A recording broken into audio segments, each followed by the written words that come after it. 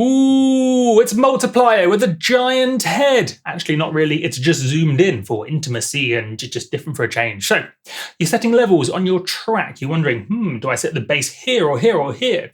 My kick is at 0, but do I put my vocal at -3 or -7 or -10? How would I know these things? Oh, you can know these things because of science. So what you need to do is, first of all, find a track you like, or maybe even multiple tracks, and look at the waveform, such as this here in Tractor. Now, Tractor's great because the waveforms are colored. So you can see what's the bass, what's the kick, what's the hi-hat, what's the vocal. Low frequencies are red, high frequencies are blue, and the in-between colors are the in-between frequencies. So, for example, synths are typically, say, green or maybe orange. Orange if it's a low down synth, green if it's a normal synth. Maybe bluey if it's a high frequency synth. Vocals tend to be green. And so what you can do is look at the waveform and see how the pros are setting their levels. Are we recording? We are recording, I think. I got in a muddle because I was looking at the recording device. Anyway, so yes, how do we set the levels of the vocal relative to the kick? We can see the kicks always go to 0, the red things that happen on the beat. But where does the vocal go? Well, we can see. I mean, even if you don't have something like Tractor or another DJ software that does colored waveforms, you can look at a normal waveform and see where does everything go to.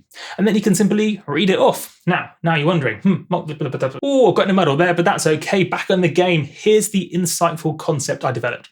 So what you need to do is create a reference file. So see this blue thing? Well, I'm looking on the screen now. This chair keeps making a noise. See this blue thing? This blue thing is a reference file I made. I'm gonna stupid chair. This blue thing is a reference file, something I made in Ableton. Just a single sine wave maximizing the waveform at different gains. So I can see, chair, each beat is a different gain. So this is 0, this is -1, -2, -3, -4, -5, -6, -7. And then further on, I did it in 5s. So 0, -5 dB, -10 dB, -15. And therefore, when I'm looking at the waveforms in Tractor, or as I say, it could be in Ableton, I can simply compare like for like to see where to set levels. This will of course be different for different genres, but you can see here, for example, one of my favorite tracks, La La Land. You can see right before, or somewhere in the second break, the vocally synthy bit, actually it's not, there's a vocal in there, but it's really, we'll call this synths. So the synth bit before the kicks in the middle of the second break is quite low in level compared to other genres, but you can see it's approximately, comparing to the reference off to the side there, 10 dB, roughly.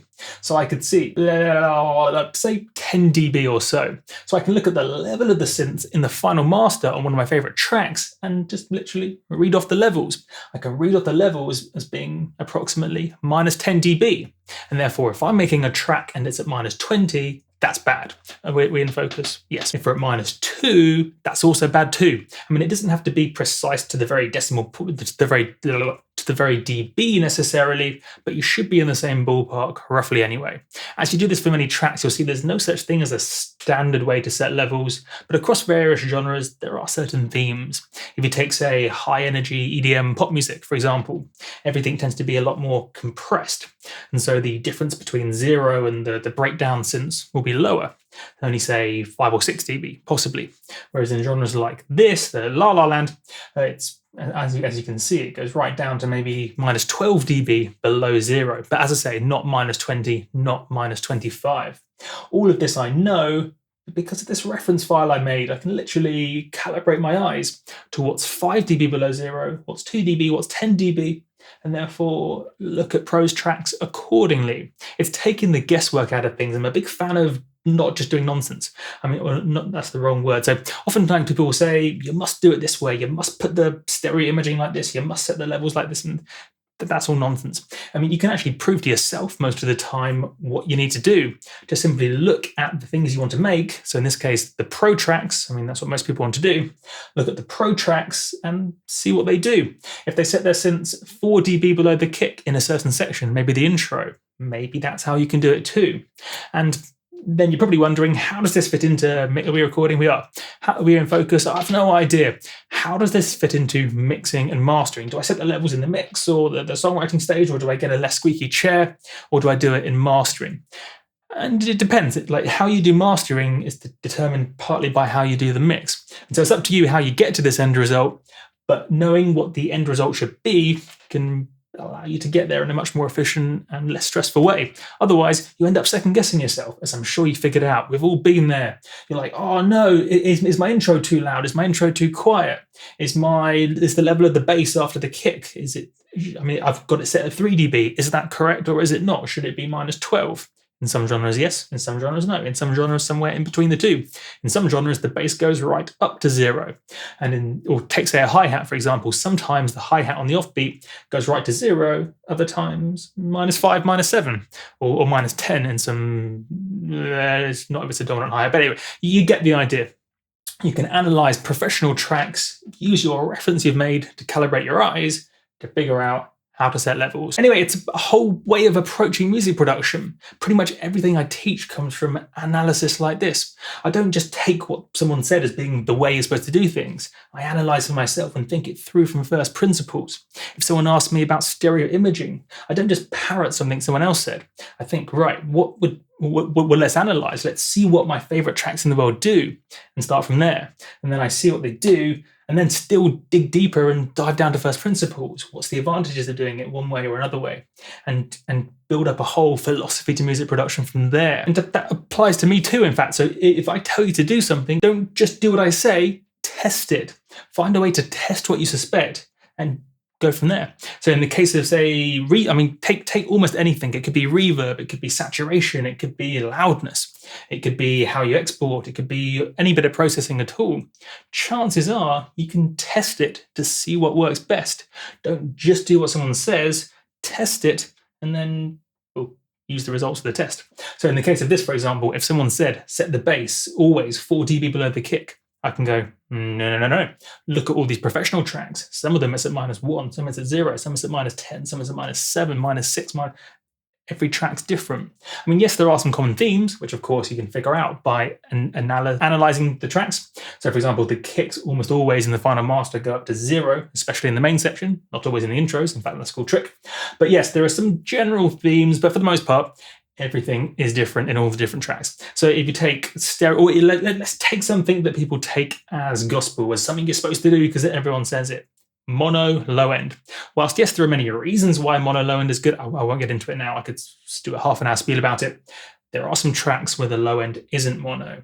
And so that's a bad example. Bad example because there's actually some reasons why mono low end you should probably do anyway. But let's use a different example. What can we use? Oh, I know. A great example. Are we still recording? Hopefully. A great example would be what's it called? The high pass or low cutting. So doing this sort of filter shape on almost everything. It's a high pass, letting the high frequencies pass through, or a low cut, cutting the low frequencies. It's generally considered the thing to do on pretty much everything. Anything that isn't a kick and a bass. And in fact, I've said that for myself as well. I've said that in many videos because generally it can be a good thing to do. It's generally a good idea, but it isn't always the thing to do. There are some situations where, in fact, you don't need to, or in fact, you may not want to. And so create some tests. Test this for yourself. Take something that people repeat as being the thing you're supposed to do and test it. Literally create a test, create an A/B test. So turn it off, turn it on, maybe randomize it in some way if you need to, or just see if you can hear it for yourself. If you can't hear the difference for yourself, and you've got good headphones, or at least the same sorts of headphones as the end user, I can't think of the word. It's a valid test. Remember, just because I'd be in that category. Just because 1% of people can hear a nuance, that doesn't mean it's important, and that doesn't mean that almost anyone can hear it. And I've been guilty of that myself. I've been guilty of spending too long on the 1% sound design things that no one can hear, instead of focusing on the other things that the 98% of 99, maths is difficult, 90 some number of more people can do. I went down went off on a rant, lost my train of thought. Test things for yourself. That's the more meta concept here in this video. Test things for yourself. Just test things and to question things that people say as being true. Here's another example. Layering low frequencies for kicks. People say, and I've said it too, that you shouldn't layer if you have 2 kicks, you shouldn't layer those kicks if they both have low frequencies, because that creates phasing and a rumbliness. What you should do is high pass one of those layers, for example. However, if you do some tests, you can see that that's not always a bad thing. And in fact, if you see what that does on a like sound design engineering level, remember, do these tests for yourself, you can see that lots of your favorite kicks actually do lay a low end. I mean, yes, you have to do some things afterwards, but it's a cool concept, right? That just because someone says it's true doesn't make it true. And in fact, if you start to test things for yourself, you realize that lots of what people go on about just isn't true. Isn't true, isn't true, isn't true, isn't true. Ping pong, my brain's like a ping pong machine. Pinball machine, that was proof right there. Just pew, pew, pew, pew, things firing across my brain, getting in a muddle, classic multiplier. Anyway, yes, so do the test for yourself. As I say, for setting levels specifically when it comes to mixing and mastering, just create a reference so you can calibrate your eyes and set accordingly. And when it comes to mixing and mastering, whether you set it more so in the mix and then do minimal mastering, or whether or not you do it kind of haphazard in the mix and then kind of fix it later in mastering, that's entirely okay. It's conceivable, for example, that maybe the difference in level between focus on the words multiplier. It's conceivable, for example, that in the mix, the difference in level between the synth and the kick is different than in the final master. That's totally okay, of course. In fact, that would normally happen. So just sort of piece everything together depending on how you're working.